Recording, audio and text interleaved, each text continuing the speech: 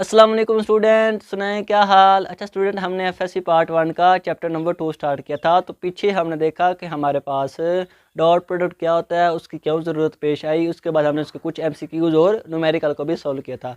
तो आज हम पढ़ने जा रहे हैं क्रॉस प्रोडक्ट को। क्रॉस प्रोडक्ट तो स्टूडेंट्स सारे ही पढ़ते हैं, लेकिन आज हम पढ़ेंगे कि क्यों ज़रूरत पेश आई क्रॉस प्रोडक्ट की फ़िज़िक्स में। क्या वजह थी कि हमें फ़िज़िक्स में क्रॉस प्रोडक्ट को पढ़ना पड़ा। तो सबसे पहले हम उसका थोड़ा ओवरव्यू लेंगे कि क्रॉस प्रोडक्ट होता क्या है। उसके बाद हम देखेंगे कि क्या वजह थी कि फ़िज़िक्स में क्रॉस प्रोडक्ट के टॉपिक को हमने लाया। तो मेरा नाम जाहिद इमरान और स्टूडेंट आपका ये प्यारा सा चैनल फिज़िक्स एकेडमी। तो चलें शुरू करते हैं क्रॉस प्रोडक्ट। सबसे पहले हम देखेंगे कि थोड़ा वो क्रॉस प्रोडक्ट होता क्या है। तो हमने देखा कि जब भी हम दो वेक्टर को मल्टीपल करते हैं, जब भी मल्टीप्लिकेशन ऑफ वेक्टर की बात आती है, तो ये हमारे पास तीन तरह के थे। हमारे पास हमने देखा कि स्टूडेंट जब हमारे पास वेक्टर को मल्टीपल करें वेक्टर के साथ, तो कभी आंसर हमारे पास दो केस आ रहे थे इसके। कभी आंसर हमारे पास स्केलर आ रहा था, कभी हमारे पास आंसर वेक्टर आ रहा था। यहीं इसकी हमारे पास दो डिवीजन होती हैं। हमारे पास एक डॉट प्रोडक्ट होता है, एक हमारे पास क्रॉस प्रोडक्ट होता है। हमने डॉट प्रोडक्ट को, स्केलर प्रोडक्ट को सारा डिटेल से हल किया, उसको सारे कंसेप्ट क्लियर किए। आज हम देखेंगे कि जब वेक्टर को वेक्टर के साथ मल्टीपल करें तो आंसर बी वेक्टर है, तो उस वक्त हमारे पास क्या होता है और क्यों हम इसको पढ़ते हैं, क्या वजह थी कि हम इसको पढ़ रहे हैं। तो आज का जो हमारा सीन है, जो हमने बताना है, वो हमारे पास है। हमने देखा कि जब हम वेक्टर को मल्टीपल करें वेक्टर के साथ, तो आंसर अगर हमारा आ जावे वेक्टर ही, तो उस वक्त हम कहेंगे कि हमारे पास ये जो प्रोडक्ट हुआ है इसको हम कहेंगे वेक्टर प्रोडक्ट या हमारे पास क्रॉस प्रोडक्ट। आप कहेंगे फील नहीं आ रहा सर। तो देखो, अगर हम वेक्टर एक क्वांटिटी लें आर, जो कि हमारे पास एक वेक्टर क्वांटिटी है, और अगर हम इसको मल्टीपल कर दें किसके साथ स्टूडेंट, फोर्स के साथ। अगर स्टूडेंट हम इसको फोर्स के साथ मल्टीपल कर दें और आंसर अगर हमारे पास एक वेक्टर क्वांटिटी टॉर्क आ जाए, आपने सब ने नाम तो सुना होगा टॉर्क का। तो अगर हमारे पास वेक्टर क्वांटिटी टॉर्क आ जाए जिसके ऊपर हमने एरो का निशान लगाया, तो उस वक्त हम कहेंगे कि ये जो हमारे पास प्रोडक्ट है ये क्रॉस प्रोडक्ट है। ये उसी वक्त होगा जब दो वेक्टर को मल्टीपल किया, तो आंसर बी हमारे पास वेक्टर क्वांटिटी आ गई। जिस तरह टॉर्क था, जब हमने आर और एफ जो कि वेक्टर क्वांटिटी थी उनको मल्टीपल किया, तो आंसर बी टॉर्क एक वेक्टर आया। हमने आई जे के वाला भी इधर सीन लिया, इधर भी हमने आई जे के वाला लिया, उनको मल्टीपल किया और रिजल्ट में देखा कि रिजल्ट में भी हमारे पास आई जे के वाला कोई हमारे पास क्वांटिटी आ रही है। वेक्टर को मल्टीपल करने से जब वेक्टर आ गया, तो हमने देखा कि ये हमारे पास उसी वक्त होगा जब दो वेक्टर आपस में क्रॉस प्रोडक्ट होंगे।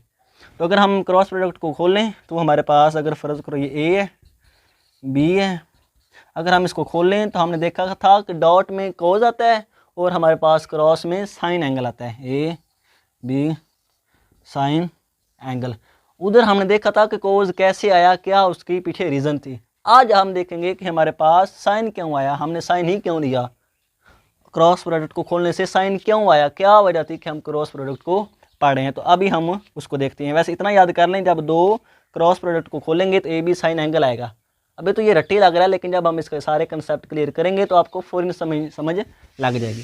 तो हमने कहा कि ए क्रॉस बी को जब हमने खोला तो वो किसके इक्वल था, ए बी साइन एंगल। ये आपने याद रखना है। अब हम देखेंगे कि क्या वजह थी हमें फिजिक्स में क्रॉस प्रोडक्ट की ज़रूरत पड़ी, क्यों हम इसको पढ़ रहे हैं। तो इसको समझते हैं हम एक प्यारी सी एग्जांपल से। स्टूडेंट सपोज करो हमारे पास ये एक, हम टॉर्क वाली एग्जांपल लेंगे क्योंकि आप सब ने उसका नाम तो सुना है मैट्रिक में। तो ये हमारे पास स्टूडेंट एक आर, हमारे पास वेक्टर देखेंगे कि यार क्या होता है, हम अभी देखते हैं। और ये हमारे पास इस आर के ऊपर फोर्स लग रही है जो कि हमारे पास वेक्टर है, और ये फोर्स हमारे पास एंगल बना रही है थीटा। अब हमने देखा कि जब भी कोई फोर्स किसी वेक्टर के साथ एंगल बनाए तो उसके दो कंपोनेंट हो जाते हैं, और ये तो बिल्कुल एक्स एक्सिस में है। तो जब कोई भी वेक्टर एक्स के साथ एंगल बनाएगा तो उसकी ज़ाहिर बात है, पक्की बात है, उसके दो हिस्से होने ही होने हैं, उसने डिवाइड होना ही होना है। तो जब हमने देखा कि हमारे पास इस वेक्टर के दो हिस्से हो गए, तो हमने देखा एक इसका हिस्सा एफ कोज एंगल इधर आ गया जो कि हमारे पास उसका एक्स कंपोनेंट कहलाता है, और एक हमारे पास उसका हिस्सा एफ साइन एंगल इधर आ गया जो कि उसके परपेंडिकुलर था। अब हम देखते हैं कि यार एफ है क्या टॉर्क में, पहले इसको देखते हैं फिर हम एग्जांपल को आगे बढ़ाएंगे। तो सपोज करो स्टूडेंट हमारे पास ये एक दरवाज़ा है,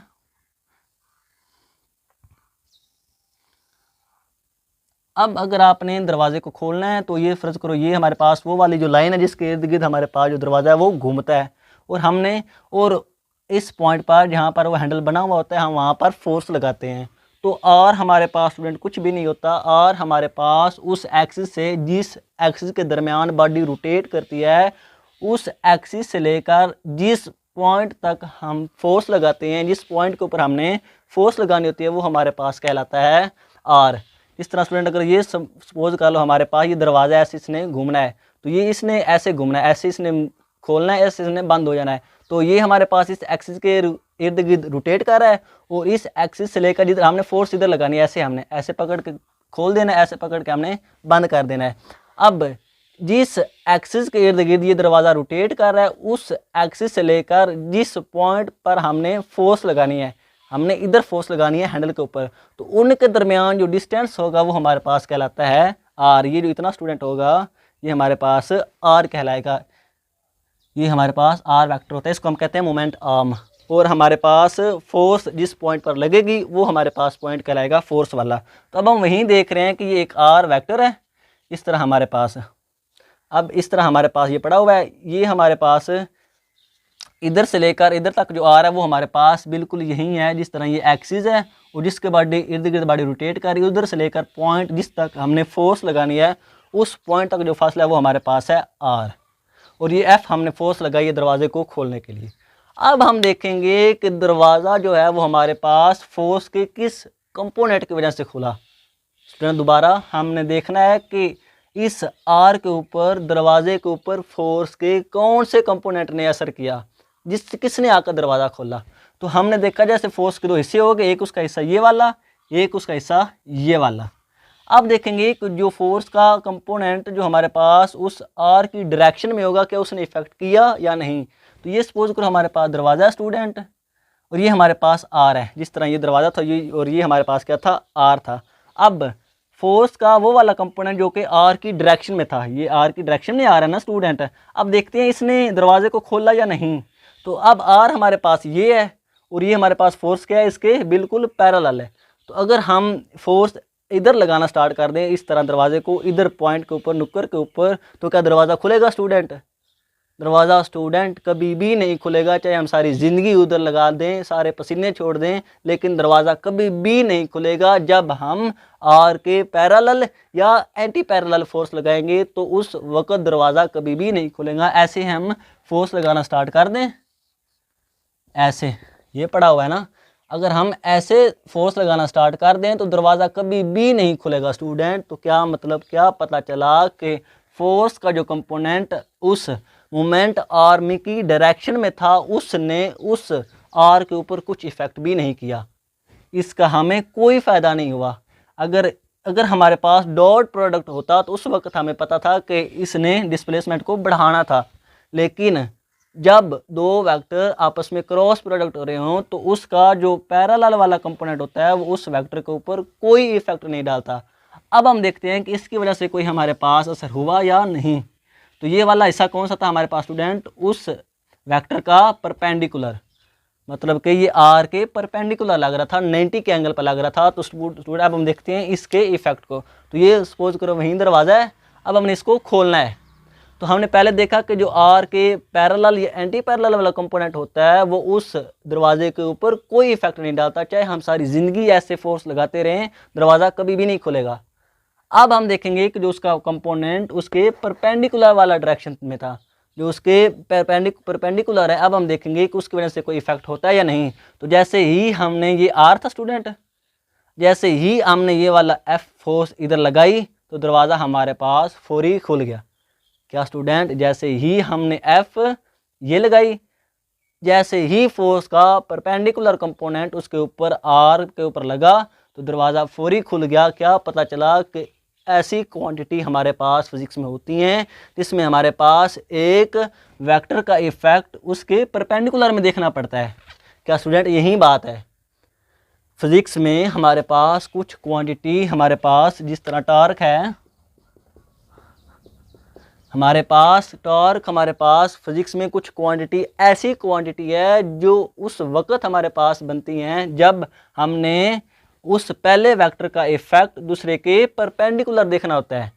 जब हमने पहले वेक्टर का इफेक्ट दूसरे के परपेंडिकुलर देखना होता है। स्टूडेंट देखना क्या होता है? वो क्वांटिटी टॉर्क बनेगा ही उस वक़्त, टॉर्क हमारे वजूद में आएगा ही उस वक़्त। नेक्स्ट हमारा ये टॉपिक है, इसके बाद टॉर्क ही हमने पढ़ना है, इंशाल्लाह फील आ जाएगा उसमें आपको। लेकिन अभी के लिए इतना ही कि टॉर्क क्वांटिटी जो कि क्रॉस प्रोडक्ट है दो वेक्टर का, ये बनेगी ही उस वक़्त जब हम पहले वेक्टर का इफेक्ट दूसरे वेक्टर के परपेंडिकुलर देखेंगे। पैरेलल में देखा तो कोई असर नहीं हुआ, चाहे सारी ज़िंदगी हम लगे रहे स्टूडेंट, दरवाज़ा कभी भी नहीं खुलेगा। दरवाज़ा उसी वक्त खुलेगा जब हम उस फोर्स का कंपोनेंट, जो पहला वेक्टर का उसका जो कंपोनेंट था वो पहले वेक्टर के परपेंडिकुलर में देखें। क्या स्टूडेंट? हमारे पास दरवाज़ा उसी वक्त खुलेगा जब हम पहले वेक्टर का इफेक्ट दूसरे वेक्टर के परपेंडिकुलर देखें। पहले वेक्टर का इफेक्ट दूसरे वेक्टर के परपेंडिकुलर देखें। ये भी तो हिस्सा था ना, लेकिन इसने इसके ऊपर कोई इफेक्ट नहीं किया। इफेक्ट किसने किया? इसके परपेंडिकुलर वाले कंपोनेंट में। तो फिजिक्स में कुछ क्वांटिटी ऐसी हैं जो उस वक्त बनती है जब हम पहले वेक्टर का इफेक्ट दूसरे वेक्टर के परपेंडिकुलर देखें। तो अगर हम इसको मल्टीपल करें तो ये हमारे पास क्या आ जाता है? ये आर है और ये हमारे पास एफ साइन थीटा है। तो हमारे पास ये क्या आ जाता है? R F sine angle. ये हमारे पास ये बार है। और स्टूडेंट अगर हम क्रॉस प्रोडक्ट को खोलें तो वो भी हमारे पास किसके इक्वल आता है?